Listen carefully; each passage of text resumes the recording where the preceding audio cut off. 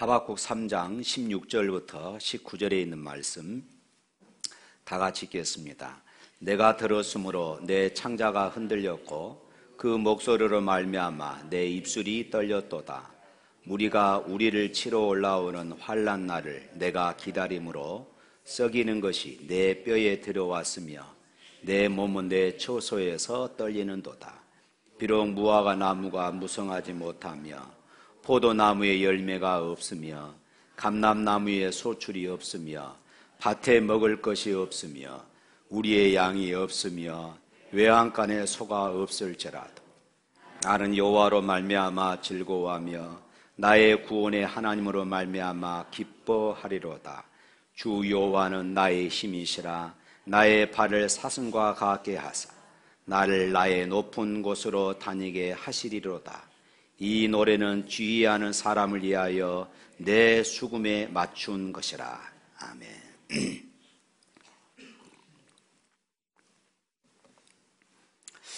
우리가 예수님을 믿는다고 하지만은 감사보다는 불평하는 모습들을 우리가 자주 발견하게 되어집니다.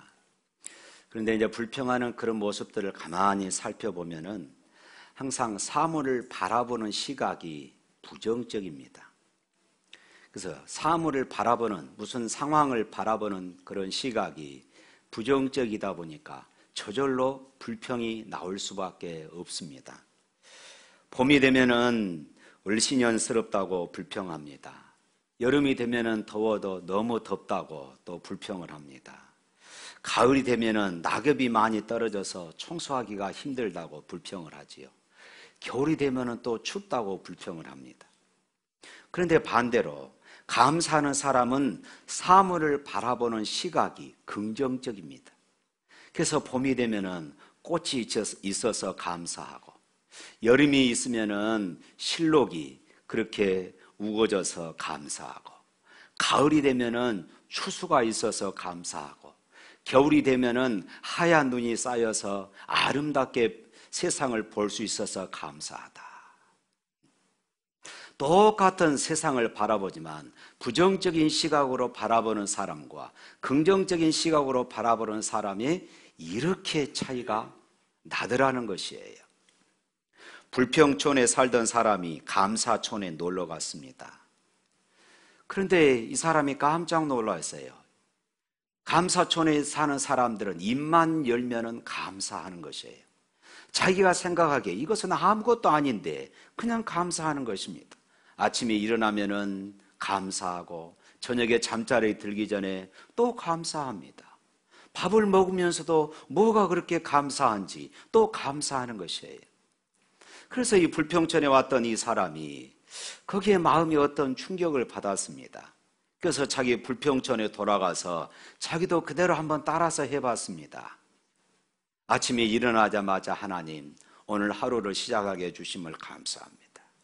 저녁에 잠자리에 들기 전에 오늘 하루 힘있게 살게 해주셔서 감사합니다.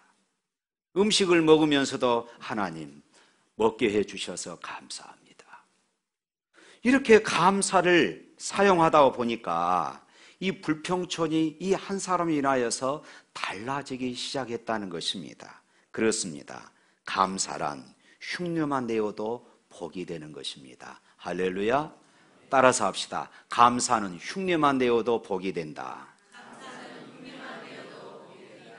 감사는 흉내만 내어도 복이 되더라. 참 얼마나 멋진 말입니까? 오늘 본문은요, 지금 BC 7세기 경입니다. 이때 고대 근동 지방의 신흥 바벨론 제국이 그 주변을 다 장악하고 있는 그런 시절이었습니다. 하나님은 심각한 제약 가운데서 신앙도 무너지고 윤리와 도덕도 무너지고 타락한 이 유다 백성들을 징계하는 그 도구로 그 바벨론을 사용하시려고 작정을 하셨습니다. 다시 말해서 큰 전쟁이 일어날 것입니다. 그래서 이 전쟁을 통하여 수많은 사람들이 죽게 되어질 것이고, 이 전쟁을 통하여 또 많은 사람들이 포로로 끌려가게 되어질 것이에요. 전쟁을 통하여 말할 수 없는 고통과 눈물이 일어나게 되어질 것입니다. 하박국이 이런 하나님의 계획을 듣고 고민에 빠졌습니다. 하박국이 이런 하나님의 계획을 듣고 그의 심적 부담과 고통이 어떠했는지 오늘 본문 16절에 이렇게 표현하고 있어요. 16절 말씀 한번 다시 읽겠습니다. 내가 들었으므로 내 창자가 흔들렸고 그 목소리로 말미암아 내 입술이 떨렸도다. 우리가 우리를 치러 올라오는 환난 날을 내가 기다림으로 썩이는 것이 내 뼈에 들어왔으며 내 몸은 내 초소에서 떨리는도다. 이러한 전쟁의 위협 가운데서 이 유다가 처한 그런 여러 가지 환경적인 조건은 처참할 정도가 되어집니다. 또 17절 읽어보겠습니다.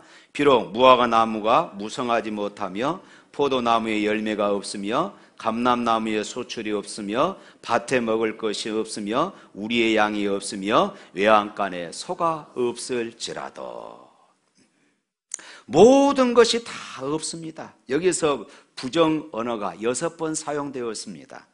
못하며 없으며 없으며 없으며 없으며 없을지라도 반복되어지지요. 당시 이스라엘에 3대 과실수가 있습니다. 무화과 나무와 포도나무와 감람나무, 즉 올리브나무입니다. 그런데 이 과수원마다 농사가 안 됩니다. 밭도 마찬가지로 이 전쟁의 소용돌이 속에 다 짓밟혀 버립니다. 먹을 것이 없습니다. 사람 먹을 것도 모자라니까 어떻습니까? 가축이 먹는 것은 당연히 부족할 수밖에 없어요. 그래서 뭐라고 말합니까? 우리의 양이 없습니다. 외양간에 소가 없습니다. 인간의 조건을 보면은 완전 절망입니다. 끝장입니다. 사랑하는 성도 여러분, 한번 생각해 보십시오. 이런 상황 속에서 과연 감사할 수 있을까? 상식적으로 보면은 도저히 불가능합니다. 오히려 원망하고 불평해야 마땅한 이런 상황이었습니다. 감사의 이유가 하나도 없어요. 감사의 이유가 다 사라져 버렸습니다. 오늘 우리에게도 이런 경고가 있을 수 있습니다. 건강한 사람이 건강을 잃어버렸습니다. 부유하던 사람이 물질을 잃어버렸습니다. 권세와 지위가 있던 사람이 추락해 버립니다. 그런 상황 속에서 과연 어떻게 감사의 이유를 찾을 수 있겠습니까? 하박국은 어느 것 하나 희망이 보이지 않는 절망적인 상황이었어요. 하박국은 주저앉아 땅을 치며 통곡하고 하나님을 원망하고 싶을 이런 심정이었을 것입니다. 그러나 그런 상황에서 하박국은 눈물겨운 고백을 하게 되어집니다. 하나님, 저에게는 이제 아무것도 없습니다. 바닥이 났습니다. 다 떨어졌습니다. 그렇지만 하나님께 대한 감사는 포기할 수 없습니다.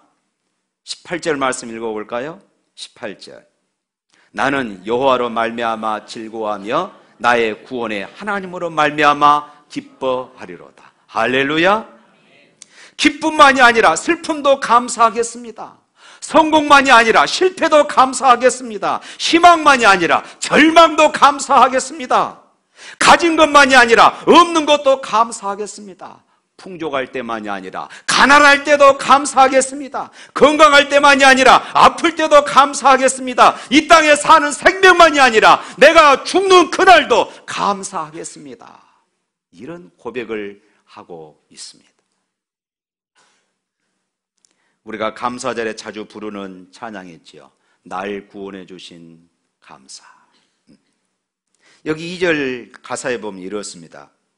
응답하신 기도 감사, 거절하신 것 감사. 내 기도에 응답하신 것에 대해서 감사합니다. 그러나 거절하심에도 감사합니다. 후렴 부분 보면 그렇습니다. 아픔과 기쁨도 감사, 절망 중이로 감사. 아픔에도 감사하고 기쁨에도 감사합니다. 3절 가사 보면은 더 기가 막혀요. 길가에 장미꽃 감사, 장미꽃 가시 감사. 꽃이 있는 거 감사하는 거 너무나도 당연하잖아요. 그런데 가시가 있어서 콕콕 찌릅니다. 아픕니다. 이런 상황에서 어떻게 우리가 감사할 수 있습니까? 기쁨과 슬픔도 감사, 하늘 평안을 감사. 하박국은 지금 그런 절망의 상황에서 오히려 이 감사의 찬양을 부르고 있는 것이에요. 그래서 오늘 본문 19절 맨 끝부분 보면 이렇습니다. 이 노래는 지휘하는 사람을 위하여 내 수금에 맞춘 것이라. 그래, 저렇게 찬양을 하십시오. 여기에서 수금은 현악기를 가리킵니다. 그러니까 노래를 지어서 현악기 연주에 맞춰서 하나님 앞에 감사와 찬양을 드렸다, 이 말씀입니다. 그 찬양의 내용이 무엇입니까? 인간의 조건으로 보면은 아무것도 없지만은 여전히 자기에게 남아있는 소중한 것이 있음을 찬양합니다. 그 소중한 것이 무엇입니까? 여호와 하나님. 구원이 되시고 힘이 되시는 하나님. 세상 모든 것이 다 사라지고 모든 것을 다 빼앗긴다 해도 하나님은 항상 자신과 함께 하심을 고백하고 있습니다. 18절 19절 말씀 한번 읽어보겠습니다. 나는 여호와로 말미암아 즐거워하며 나의 구원의 하나님으로 말미암아 기뻐하리로다. 주 여호와는 나의 힘이시라. 나의 발을 사슴과 같게 하사 나를 나의 높은 곳으로 다니게 하시리로다. 이 노래는 지휘하는 사람을 위하여 내 수금에 맞춘 것이라. 하박국이 믿는 하나님은 전능하신 하나님, 능력이 많으신 하나님이셨습니다. 그리고 반드시 약속한 대로 모든 것을 책임져 주시는 신실하신 하나님이십니다. 그리고 끝까지 포기하지 않는 사랑의 하나님이십니다. 그에게 아무것도 지금 없지만은, 고통과 궁핍만 있었지만은 이 모든 역경을 이기게 해주시는 하나님이 함께 해주신다는 사실입니다. 그리고 결국에 가서는 모든 어려움을 이기고 승리케 해주신다는 것입니다. 할렐루야! 19절 말씀에 기록된 이 사슴의 이미지는 날렵하고 그리고 활기찬 모습입니다. 그리고 사슴이 높은 곳을 다닌다고 했는데 이 높은 곳은 승리자의 위치입니다. 그러니까 하나님만 함께 해주시면 두려움이 없습니다, 이런 말씀이에요. 그런 믿음에 도달하니까 하박국의 마음속에 기쁨이 샘솟듯 일어나는 것이었습니다. 사랑하는 성도 여러분, 세상의 겉에 보이는 모든 조건은 다 사라지게 되어 있습니다.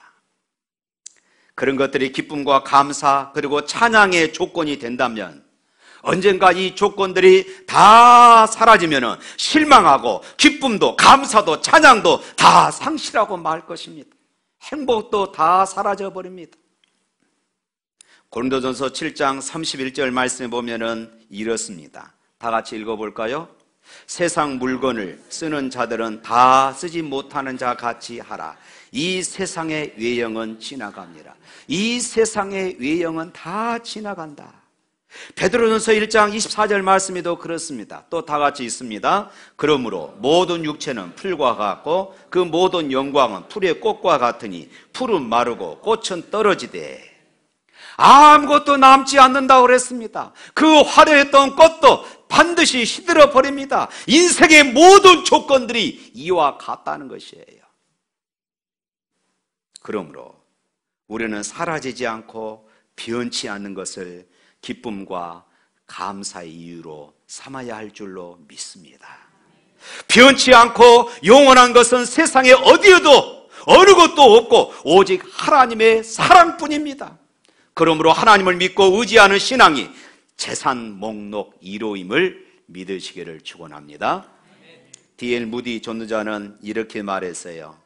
당신 자신을 믿어보라. 반드시 실망하게 될 것이다. 사람들을 믿어보라. 어느 날 죽거나 이별하게 될 것이다. 명예나 돈을 믿어보라. 어느 날 사라지게 될 것이다. 그러나 예수 그리스도를 믿어보라. 그러면 후회 없는 삶을 살 것이요 영원한 생명을 얻을 것이다. 할렐루야. 히브리서 13장 8절 말씀에 보면 이렇게 말합니다. 예수 그리스도는 어제나 오늘이나 영원토록 동일하시느니라. 히브리서 13장 5절 말씀에 또 이렇게 말합니다. 돈을 사랑하지 말고 있는 바를 족한 줄로 알아. 그가 친히 말씀하시기를 내가 결코 너희를 버리지 아니하고 너희를 떠나지 아니하리라. 할렐루야.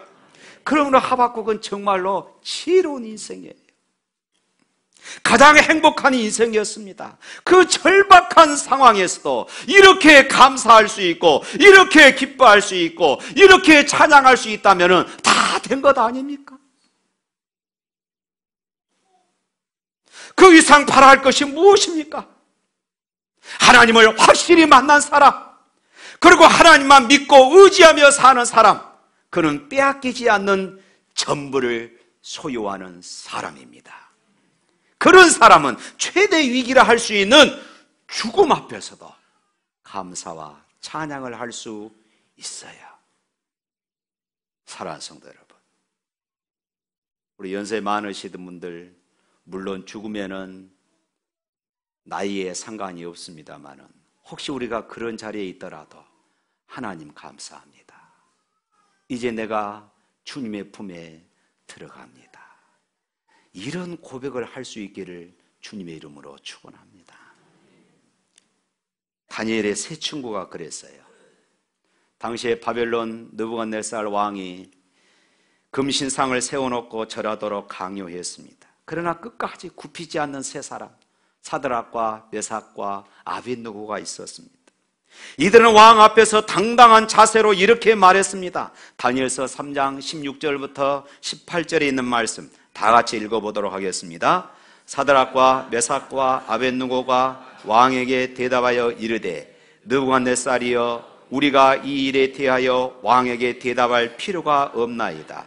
왕이여, 우리가 섬기는 하나님이 계시다면 우리를 맹렬히 타는 풀무불 가운데에 능히 건져내시겠고 왕의 손에서도 건져내시리이다. 그렇게 하지 아니하실지라도 왕이여, 우리가 왕의 신들을 섬기지도 아니하고 왕이 세우신 금신상에게 절하지도 아니할 줄 아옵소서. 사랑하는 성도 여러분, 오늘 저와 여러분들은 어떻습니까? 오늘 저와 여러분들은 무엇 때문에 감사합니까? 오늘 저와 여러분들은 무엇 때문에 기뻐합니까? 오늘 저와 여러분들은 무엇 때문에 찬양합니까? 물질이 풍성하기 때문입니까? 건강하기 때문입니까? 사업이 잘 되기 때문입니까? 직장에서 내가 승승장구하기 때문입니까? 내 자녀들의 길이 형통하기 때문입니까? 무엇 때문입니까? 물론 좋은 일입니다. 그렇게 하십시오. 이런 것들이 주어져도 하나님 앞에 감사할 줄 모르는, 하나님을 알지 못하는 불신자들보다도 훌륭한 일입니다. 그러나 기억하십시오.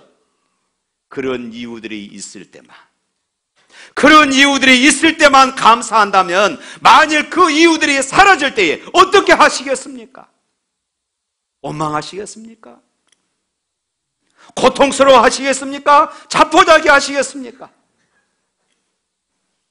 여러분, 우리의 신앙은 그 이상입니다. 감사의 외적인 이유들이 사라져도 우리에게 여전히 감사할 이유가 남아있어요. 하나님이 나의 하나님이십니다. 예수 그리스도가 나의 구주이십니다. 할렐루야. 사랑하는 성도 여러분, 혹시 인생 살다가 고난 당하십니까? 가진 것을 잃어버릴 때가 있습니까? 그런 일이 없기를 바라지만, 혹시 내가 그런 자리에 있더라도, 혹시 내가 그런 일을 만나더라도 믿음의 성도들은 괜찮습니다. 왜냐하면 그럴 때조차도 하나님은 여전히 나의 하나님이시기 때문입니다. 그분이 우리의 인생을 책임져 주시고 그분이 우리의 인생을 회복시켜 주십니다. 그분이 우리를 구원해 주시고 다시 승리케 해 주시고 천국으로 이끌어 주실 것을 믿으시기를 축원합니다. 그런데 정말 무서운 것은요, 세상의 모든 조건들을 다 소유하고 하나님을 놓친 것입니다. 세상의 모든 것은 다 소유했지만은 하나님을 놓치는 경우입니다. 하나님만 붙들면은 다른 것은 이래도 저래도 좋습니다. 있어도 없어도 좋습니다. 그러나 세상의 조건들을 소유하면서 하나님을 놓친다면은 이것은 절망입니다. 이것은 지옥입니다. 어떤 성도가요, 공장을 인수해서 경영하는데 너무 잘된 것입니다. 너무 잘돼서 주일도 쉴 수가 없었어요. 왜냐하면 주일날 쉬면은 손해가 얼만데 이 계산이 도니까. 그래서 주일 예배를 빼먹기가 일쑤였습니다. 교회 나와서 예배를 드려도 끝나기도 전에 나서버리는 경우들이 참 많이 있었습니다. 그러다가 IMF를 맞았어요. 버티다가 결국은 이제 파산 신고를 하게 되어집니다. 이 성도는 하나님 앞에 기도했어요. 기도하는 중에 폐업 예배를 드려야 되겠다. 개업 예배는 제가 봤어도 폐업 예배는 제가 들어보지를 못했습니다. 그런데 이분은 폐업 예배를 하나님께 드리는 것이에요. 그리고 목사님을 초청해서 폐업 예배를 드렸습니다. 예배가 끝난 후 모인 성도들 앞에서 이분이 이렇게 말했어요. 무일푼으로 시작해서 다시 무일푼으로 돌아갑니다. 그동안 많은 것을 배웠습니다. 오늘 사업은 폐업했지만 신앙은 새롭게 개업합니다. 오히려 감사합니다. 할렐루야. 신앙을 새롭게 개업합니다. 사랑하는 성도 여러분, 오늘 우리에게 이런 상황이 오지 않기를 바랍니다마는 이분이 다시 얻은 이 신앙을 공유할 수 있기를 바랍니다. 사랑하는 성도 여러분, 불평 없이 살아보기 캠페인을 하면서 항상 우리 자신들을 꼼꼼히 되돌아볼 수 있기를 바랍니다. 나는 과연 무엇 때문에 기뻐하고 나는 과연 무엇 때문에 고민하며 살고 있는가? 이제는 하박국처럼 나의 하나님으로 인하여 기뻐하고 나의 하나님으로 인하여 감사할 수 있기를 바랍니다. 불평 없이 살아보기 벌써 2달이 되었습니다. 어떤 분은 이렇게 말합니다. 목사님, 감사할 일이 있어야 감사하지요. 정말로 힘들고 짜증나는 일이 많습니다. 이 사람 때문에 저 사람 때문에 짜증납니다. 힘듭니다 라고 말해요. 여러분, 저도 짜증날 때가 많습니다. 저도 짜증날 때가 많아요. 생각만 해도 귀찮은 일들이 있습니다. 그런데 그것이, 그 일이, 그 사람이 제가 사는 이유가 되기도 한다는 것을 깨달았어요. 내가 사는 이유라는 것이에요. 여러분 가운데도 자녀들의 형제들이 부부간에 여러분을 짜증나게 하고 귀찮게 하고 쫓아버리고 싶은 존재로 여러분들의 곁에 있을지 모릅니다. 그러나 그것조차도 여러분들이 세상을 살아야 될 이유이기 때문에 하나님께서 곁에 두신 줄로 믿으시기를 축원합니다. 우리가 범사에 감사할 이유가 바로 여기에 있어요. 하박국이 범사에 감사했던 이유도 하나님의 모든 위대하신 뜻 안에서 바라보니까 불만과 원망할 일이 없다라는 것이에요. 힘이 들고 어려워도 전능하신 하나님, 위대하신 하나님으로 말미암아 범사에 즐거워하며 기뻐하는 그런 삶이 되시기를 주님의 이름으로 축원합니다. 사랑하는 성도 여러분, 감사한다고 우리의 환경이 당장 바뀌는 것은 아닙니다. 그렇지만 여러분, 우리가 감사할 때 우리의 마음이 바꾸어집니다. 우리가 감사할 때 우리의 마음이 바꾸어지고 그 마음은 우리의 환경을 바꾸어 줄 것입니다. 결국 감사가 우리의 인생을 바꾸어 줍니다. 할렐루야.